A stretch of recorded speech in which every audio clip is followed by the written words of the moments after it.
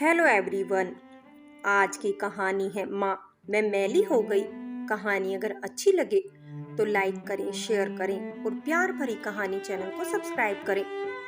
हम दोनों बेंगलोर में 2 महीने पहले ही आए थे। मेरे पति साहिल का यहाँ ट्रांसफ़र हुआ था। मेरे पास MBA की डिग्री थी, तो मुझे भी नौकरी मिलने में ज़्यादा दिक्कत नहीं आई। हमारे दोस्त अभी कम थे। यही सोचकर दिवाली के दूसरे दिन घर में ही पार्टी रख ली। अपने और साहिल के ऑफिस के कुछ दोस्तों को घर पर बुलाया था। दिवाली के अगले दिन जब मैं शाम को दिए और फूलों से घर सजा रही थी तो साहिल बोले, दीपिका कितने दिए लगाओगे? घर सुंदर लग रहा है। तुम सुबह से काम कर रही हो, थक जाओगी। अभी तुम्हें तैयार भी होना है। मैंने साहिल की तरफ प्यार से देखते हुए कहा, मैं क्यों, तुम भी तो मेरे साथ बराबरी से काम कर रहे हो। बस 10 मिनट और फिर तैयार होते हैं। हम तैयार हुए कि दोस्तों का आना शुरू हो गया। पहली बार घर में इतनी चहल पहल अच्छी लग रही थी। जब टेबल पर सूप, समोसे, पकोड़े रखे तो सब खुश होकर बोले, वाह, बेंगलोर में ये सब खाने को मिल जाए तो बहुत मजा आ जाता है। फिर दौड़ चला बातों का, मिठाइयों का और नाच गानों का। सबने पार्टी को खूब एंजॉय किया। पार्टी में हमारे साथ साहिल के बॉस और उनकी पत्नी दिशा भी थी। रात के 2 बजे पार्टी खत्म हुई। सभी दोस्तों ने हमें इस पार्टी के लिए धन्यवाद दिया। दिन भर की थकान के बाद भी आंखों में नींद नहीं थी। मैं और साहिल बालकनी में बैठ गए, बातें करने लगे। खामोश रात और रंगीन जुगनुओं की चमक से चमकता शहर बहुत सुंदर लग रहा था। साहिल, एक बात गौर की तुमने कि तुम्हारे बॉस की बीवी कितनी चुप थी? न तो वो खाना खाते समय बोली और न खेलते समय। ऐसा लग रहा था मानो जैसे एक मशीन की तरह सब कुछ कर रही है। वह सुंदर तो थी पर खुश नहीं लग रही थी। तुम भी ना दीपिका, यार वो बॉस की बीवी है, इतनी उछल कूद नहीं मचाएगी। बड़े लोग जूनियर सहकर्मियों से एक दूरी बनाकर चलते हैं। तुम्हारे बॉस तो बड़े जिंदा दिल हैं। तुमने देखा नहीं, वो डांस के समय अपनी बीवी को बड़े प्यार से देख रहे थे, पर मैडम का ध्यान उनकी तरफ नहीं था। साहिल ने हंसते हुए कहा, अच्छा तो तुम मेरे साथ डांस कर रही थी, पर तुम्हारी नजर कहीं और थी। तुम उनको इतने गौर से क्यों देख रही थी? साहिल के मजाक से अनजान दीपिका ने कहा, साहिल, मुझे कुछ ठीक नहीं लग रहा है। छोड़ो दीपिका, यदि तुम सही भी हो तो हमें क्या करना? अपनी धुन में मैं कह गई, नहीं साहिल, इसे नहीं छोड़ पाऊंगी। अब मुझे याद आया, दिशा कॉलेज में मेरे साथ थी। वह मुझे बहुत पहचानी सी लग रही थी। साहिल को मनाते हुए मैंने आगे कहा, मुझे दिशा से दोस्ती करनी है। यार, बॉस से दोस्ती बढ़ाने का एक ही मतलब होता है, चमचागिरी। छोड़ दो उस गुमसुम सी दिशा को, प्लीज बस एक बार मिलवा दो। मैं वादा करती हूँ अगली बार दिशा खुद मुझसे मिलना चाहेगी। तुम अपनी बात मनवाना जानती हो। चलो देखते हैं, सुबह के 4 बज गए हैं। उठो, सुबह ऑफिस भी जाना है। अगले शनिवार जब साहिल ऑफिस से आया तो बोला, मैडम आपका काम हो गया, बॉस तैयार हो गए। रविवार को पहले फिल्म और फिर डिनर। ठीक है, ठीक नहीं, सुपर प्लान है। साहिल, तुम बहुत अच्छे हो। साहिल ने मुस्कुराकर मेरा हाथ थाम लिया, बोला, मैं जानता हूँ असली खिलाड़ी कभी हारते नहीं। दुख का एक पल मेरे अंदर आया, पर मैंने उसे झटक कर दूर किया और साहिल के लिए चाय बनाने चली गई। मैं शादी से पहले हमेशा बैडमिंटन खेलने की शौकीन रही हूँ। खेल के बाद तैराकी मुझे बहुत सुकून देती है। सूरत में तो वीकेंड में क्लब में जाती थी। यहाँ तो बेंगलोर में ऐसी जगह अभी तक नहीं मिल पाई। अधिकतर क्लबों की मेंबरशिप बहुत महंगी है। अभी तो मुझे रविवार का इंतजार था। रविवार की शाम हम चारों मिले। आज मैंने मिलते ही सबसे पहले दिशा को याद दिलाया।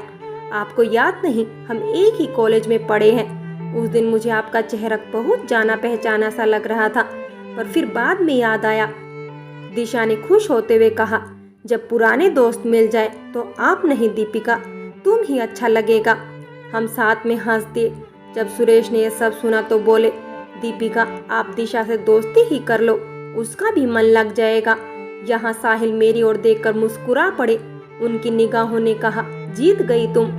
सिनेमा हॉल में मैं और दिशा पास पास बैठे थे। एक समय आया जब स्क्रीन पर बलात्कार का सीन चल रहा था। नायिका चीख चिल्ला रही थी, रो रही थी, भाग रही थी, उस जगह से बाहर निकलने का रास्ता ढूंढ रही थी। उस सीन ने मुझे दहला दिया था। साहिल ने मेरे हाथ को अपने दोनों हाथों से थाम लिया था। अचानक मेरी निगाह दिशा की तरफ गई। उसने कसकर आंखें बंद की हुई थी। बस यही बात थी जो मुझे दिशा के करीब लाई थी, इसलिए मैं उससे दोस्ती करना चाहती थी। फिल्म के बीच में खाने के लिए स्नैक्स हम दोनों ही लाएंगे, कहकर मैं दिशा को अपने साथ बाहर ले आई। एक कोने में जाकर हम खड़े हुए। मैंने उससे कहा, जिस सीन को देखकर तुमने आंखें बंद की थी, उस काले घिनौने वक्त से मैं भी गुजर चुकी हूँ। बस फर्क इतना है, मैं उस वक्त अकेली थी। दिशा की आंखें भय से फैल गई। वह बोली, क्या बोल रही हो? तुम्हें देखकर तो कोई सपने में भी नहीं सोच सकता कि तुम दर्द के उस दरिया से निकल कर आई हो। दर्द के दरिया को पार कर मैं भी आई हूँ दिशा, पर उसके पानी से मेरे कपड़े आज भीगे नहीं हैं। तुम आज भी भीगी हो और कांप रही हो। हम दोनों भूल चुके थे कि हम कहाँ खड़े हैं और क्या लेने आए हैं। हमारे सामने साहिल खड़ा था, हाथ में स्नैक्स की ट्रे लिए। वह जानता था उस समय यहाँ क्या बात हो रही है। वह सिर्फ इतना बोला, चलो फिल्म शुरू हो गई है। ताक झांक तो बुरी आदत है, पर क्या करूं, आज तो मैंने भी वही किया। देखकर अच्छा लगा। दिशा सुरेश का हाथ थामे बैठी थी। इससे ज्यादा ध्यान देना तो ठीक नहीं था। मैंने अपना ध्यान फिल्म में लगा दिया। फिल्म खत्म होने के बाद होटल में खाना खाते समय सुरेश बोले, साहिल, ऑफिस के बाहर सर और आप कुछ नहीं चलेगा। यहाँ हम भी दोस्त हैं, दिशा और दीपिका की तरह। खाना खाकर हम बाहर निकले, एक दूसरे से विदा ली। हम चारों खुश थे। हाँ, सबकी खुशी के कारण अलग अलग थे। अब मैं और दिशा एक दो दिनों में हल्की फुल्की बातें कर लिया करते थे। सुरेश ने आज एक साथ दो अच्छी खबरें दी। पहली, मुझे क्लब की सदस्यता सुरेश ने दिलवा दी, जहां मेरे दोनों शौक पूरे हो जाएंगे। दूसरी तो इससे भी बड़ी थी, सुरेश 2 दिनों के लिए नेपाल जा रहे हैं, तो दिशा हमारे साथ रहना चाहती है। अगले दिन सुरेश को साहिल ने एयरपोर्ट छोड़ा और दिशा हमारे साथ घर आ गई। घर आते ही मैंने दिशा से पूछा, पॉपकॉर्न लोगी या भेल? उसने बच्चों की तरह कहा, दोनों। उसका ऐसे बोलना मुझे बहुत अच्छा लगा। वह बोली, रुको मैं भी आती हूँ, मिलकर काम करते हैं। साहिल अपने ऑफिस के काम में व्यस्त थे। वे जानते थे स्वयं को हमें व्यस्त दिखाना ही सही होगा। दिशा और मेरे हाथ में कॉफी थी। मैंने टीवी चला दिया, पर मैं जानती थी यहाँ चलना तो कुछ और ही है। मैंने बात शुरू की, क्या हुआ था? पहले तुम बोलो दीपिका। मुझ में बोलने की हिम्मत शायद तुम्हारे बाद ही आ पाए। अपनी दोस्त को उस अंधेरे से बाहर निकालने के लिए मुझे उस गहरी खाई में फिर से जाना पड़ेगा। मन पक्का किया और मैंने बताना शुरू किया। उस शाम मैं हमेशा की तरह बैडमिंटन खेलकर ड्रेसिंग रूम में गई। वहां से मुझे पूल में जाना था। सब कुछ शायद पहले से ही सेट था। 2 लड़के बाहर घूम रहे थे, जिनको देखकर मैंने अनदेखा कर दिया। मैं रुककर आगे बोली, अंदर एक लड़का था जिसे ड्रेसिंग रूम में देखकर मैं चौंक गई। महिलाओं के ड्रेसिंग रूम में लड़का कैसे, यह ख्याल आया। मुझे देखते ही उसने मेरे पास आकर मुझे छूना चाहा। मैं बहुत घबरा गई, जोर से चिल्लाई और बाहर निकलने के लिए मुड़ी। उस जानवर ने मेरे मुंह में कपड़ा डाल दिया। बहुत छीना झपटी हुई। मैं घसीटते घसीटते दरवाजे तक भी आ गई। काश उस दिन दरवाजा खुल गया होता जो बाहर से बंद था। एक को मार पीट कर मैं शायद भाग जाती, मगर वक्त और इंसानियत सब शायद दरवाजे के बाहर ही छूट गए थे। बाहर वाले भी बारी बारी से अंदर आए। मेरे शरीर में संघर्ष की ताकत व होश सब कुछ खत्म हो गया था। उसी बेहोशी की हालत और रात के अंधेरे में वे मुझे घर के बाहर फेंक गए। उन दर्दनाक पलों को मैं फिर से भुगत रही हूँ। किसी को जीना सिखाने के लिए मम्मी पापा रात तक मेरे घर न आने पर और फ़ोन बंद होने पर बहुत परेशान थे। वे दोनों मुझे ढूंढने बाहर निकले तो देखा घर के दरवाजे पर मैं बेहोश पड़ी थी। मुझे देखकर माँ भी बेहोश हो गई। 3 दिनों तक डॉक्टर आंटी हमारे घर में रही। वे 3 जानवर जिनको मैं जानती ही नहीं थी, उन्हें ढूंढना, मीडिया को मसाले के साथ सब कुछ परोसना मेरे भविष्य को बर्बाद करने जैसा ही था। मम्मी पापा और आंटी ने निर्णय लिया कि सब कुछ भुलाकर जीना ही बेहतर है, मगर इतना सब होने के बाद जीना इतना आसान भी नहीं। उन दर्दनाक यादों से खुद को अलग करना बहुत मुश्किल है। सामने देखा, दरवाजे पर साहिल खड़े थे।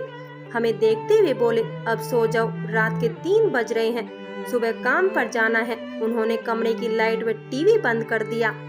सोते सोते दिशा बोली, इतना समझदार पति। दीपिका, तुम्हारे पति की जितनी तारीफ की जाए कम है।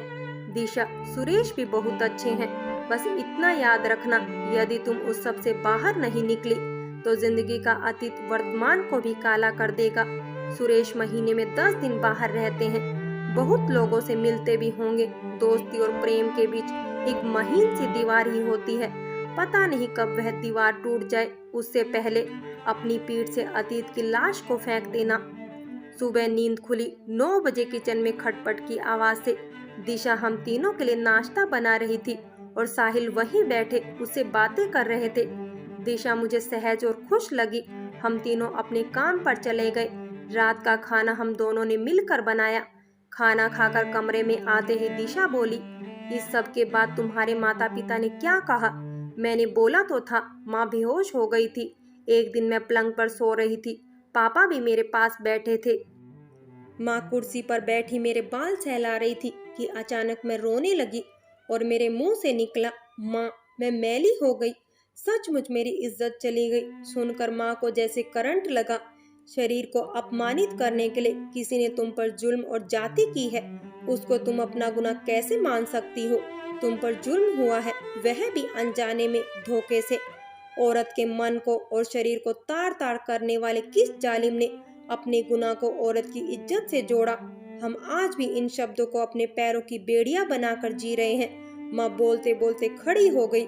वे गुस्से से कांप रही थी और रो रही थी। पापा की आंखों में भी आंसू थे। वे बोले, बेटा तुम हमारी बहादुर बेटी हो। शरीर के घाव तो भर जाएंगे पर उनको अपने मन में जगह मत देना। हम दोनों की जिंदगी और खुशी तेरे ही दिल में रहती है। कहते कहते मेरी आंखों में आंसू आ गए। न जाने कितनी बार हम तीनों साथ साथ रोए थे। मैंने अपनी बात जारी रखते हुए कहा, 2 महीने के लिए मैं मौसी के पास गई थी। जब वापस घर आई तो पापा के साथ खेलने भी जाती थी। धीरे धीरे सब सामान्य हो गया। गुस्से और नफरत से दिशा बोली, मेरी तो माँ ने ही कहा था, यह क्या कराई? खानदान के नाम पर कलंक। खुद की नहीं, छोटी की भी सोचो। यह रोना धोना बंद करो, चुपचाप काम पर जाना शुरू करो। किसी से कुछ कहने की जरूरत नहीं। तब से आज तक मेरे घाव खुले ही हैं और टीसते हैं। उन्हें भरने वाला कोई नहीं मिला। सुरेश से भी सब छिपाकर शादी हुई, जो मुझे बहुत गलानी से भर देती है। क्या करती? माँ के आगे कुछ नहीं बोल पाई। मैंने कहा, तुम्हारे पिता तो कॉलेज में प्रोफेसर हैं, उनकी प्रतिक्रिया कैसी थी? यह अपवित्र हो गई। पापा ने मेरे सामने माँ को डांटते हुए कहा, इसे कह देना आज के बाद मंदिर में हाथ न लगाए। मैं दिशा के पास आ गई। मेरे कंधे पर सिर रखकर वह सिसकने लगी। उसका हाथ अपने हाथ में लेकर मैंने कहा, पढ़े लिखे माता पिता ऐसे कैसे हो सकते हैं? उसने जो कहा वह बहुत सही बात थी। वह बोली, बच्चों को पालने के लिए दिल में प्रेम चाहिए, दिमाग के किताबी ज्ञान से कुछ नहीं होता। दिशा खुद को इतना परेशान मत कर। सुबह सुरेश आ रहे हैं, तुम मुझसे वादा करो वीकेंड में तुम मेरे साथ बैडमिंटन जरूर खेलोगी। उसकी आंखों ने मुझसे वादा किया और अगले दिन वह अपने घर चली गई। जब साहिल को मैंने उसके बारे में बताया तो साहिल बोले, दीपिका तुम दिशा से कुछ मत पूछना, वह आज भी सदमे में है। जिस दिन वह खुद बात करे उस दिन उसे समझाना। रविवार की शाम दिशा क्लब आई तो बोली, आज खेलना नहीं, चलो ना बातें करते हैं। हम वहीं सीढ़ियों पर बैठ गए। दिशा ने सीधे ही मुझसे सवाल किया, क्या साहिल यह सब जानते हैं? तुमने उन्हें यह सब कब बताया? शादी से पहले यह सब साहिल को माँ ने बताया था। साहिल ने मुझे हमारे किसी रिश्तेदार के घर देखा था। जब साहिल अपने माता पिता के साथ आए तो उनकी माँ ने कहा, हमें तो दीपिका पसंद है, आप चाहे तो हम अभी बात पक्की कर लेते हैं। माँ ने कहा, पहले मैं साहिल से अकेले में बात करना चाहती हूँ। माँ साहिल को अपने साथ अंदर कमरे में ले गई और उन्होंने मेरे साथ जो हुआ उन्हें सब बताया। फिर बोली, बेटा शादी करो या ना करो पर यह बात अपने तक ही रखना, वरना हमारी बेटी की शादी होनी मुश्किल हो जाएगी। उस दिन साहिल ने माँ के कंधे पर हाथ रखकर कहा था, माँ मेरी शिक्षा बेकार है। यदि मैं उस दर्द को नहीं समझ पाया, मुझे दीपिका से ही शादी करनी है। यह बात मेरे अलावा किसी और तक कभी नहीं जाएगी। साहिल मुझसे मिलने कमरे में आए। कमरे का माहौल बहुत गमगीन हो गया था। वे बस इतना ही कह पाए, दीपिका मेरा हाथ थामकर आज से जिंदगी शुरू करना। पीछे कुछ था ही नहीं, इसलिए कभी मुड़कर मत देखना। मेरी बात पूरी हुई और दिशा बोल पड़ी, यही तो बात है, सुरेश कुछ नहीं जानते। उनसे सब कुछ छिपाकर शादी तो करनी पड़ी, पर मेरा अपराध बोझ मुझे कचोटता है। कोई बात नहीं, अपनी रिसर्च के लिए एक जिंदगी भी कम है, मैं फिर से उसी में जुट जाऊंगी। दीपिका, आज बताती हूँ उस दिन क्या हुआ था। उसने बहुत ही सहजता से कहना शुरू किया। मैं बॉटनी में रिसर्च स्कॉलर थी, सबसे ज्यादा फेलोशिप भी मुझे ही मिलती थी। अरुण जो नंबर 2 पर था, मुझसे बहुत चिढ़ता था। वह शादीशुदा था। मुझसे पीछे रहने के अपमान का बदला उसने मुझे चोट पहुंचा कर लिया। एक दिन उसने मुझे फोन किया, कुछ जरूरी काम है। छुट्टी का दिन था, वह अकेला मेरा इंतजार कर रहा था। जब मैं वहां पहुंची तो मेरे अकेलेपन का फायदा उठाकर उसने मुझे बहुत मारा, गालियां दी और कहा, आज के बाद तू उस लैब में नहीं आ पाएगी, यहाँ आने की सोच भी तेरे ख्वाब में नहीं आएगी। मेरे खिलाफ पुलिस केस करने की गलती भी मत करना। 10 साल कोर्ट के चक्कर लगाएगी, फिर भी हो सकता है मैं यह साबित कर दूं कि तूने अपनी मर्जी से शारीरिक संबंध बनाए हैं और तू एक बदचलन औरत है। वह दरिंदा जीत गया। मेरे परिवार की नजर में मेरी इज्जत चली गई थी। 2 महीने के अंदर ही सुरेश से मेरी शादी हो गई। वह दिन पिता की नफरत, माँ का मुझसे ज्यादा समाज और छोटी बहन की चिंता करना मुझे आज तक रुलाता है। घाव पर मरहम लगाने वाला कोई तो चाहिए था। आज हम दोनों की आंखों में आंसू नहीं थे। दिशा उठ खड़ी हुई और बोली, चलो घर चलते हैं, सुरेश को सब कुछ बताना है।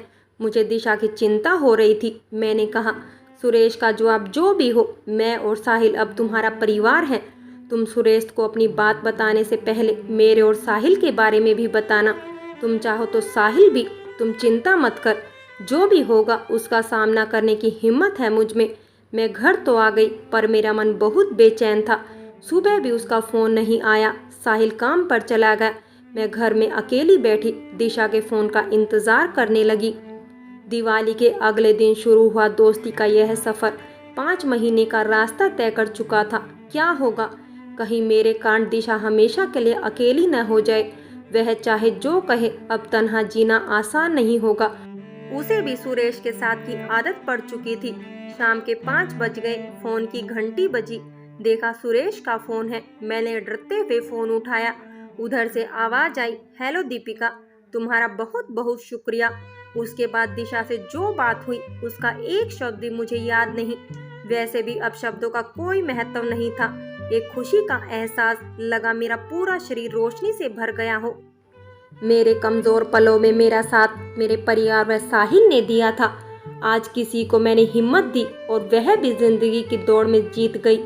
दिशा की जीत का एहसास मेरे लिए कुछ ऐसा था जैसे माँ को अपने बच्चे की जीत के लिए होता है। अगले दिन दिशा और सुरेश 2 दिनों के लिए नेपाल जा रहे हैं। जाते समय सुरेश ने साहिल से कहा, साहिल, मंगलवार को होली की पार्टी का इंतजाम कर लेना। पार्टी हमारे घर पर होगी। साहिल ने कहा, तुम थके हुए आओगे, पार्टी हमारे घर पर रख लेते हैं। मैं और दीपिका सारा इंतजाम कर लेंगे। दिशा ने कहा, नहीं साहिल, इस बार पार्टी हमारे घर होने दो। दीपक की रोशनी से उस रात तुम्हारा घर जगमगाया था। इस बार रंगों को हमारे घर आंगन में छिटकने दो। होली की पार्टी से घर लौटते समय मेरे और साहिल के मोबाइल पर एक मैसेज आया, दीपिका, तुम्हारे माता पिता जैसा साहस और प्रेम हर माता पिता में हो और तुम जैसी बेटियां न जाने कितनी दिशा को अंधेरों से खींच लाएंगी और हर दर्द भरे दिल को अपना किनारा मिल ही जाएगा। फ्रेंड्स, कहानी अगर अच्छी लगी हो तो लाइक करें, शेयर करें और प्यार भरी कहानी चैनल को सब्सक्राइब करें।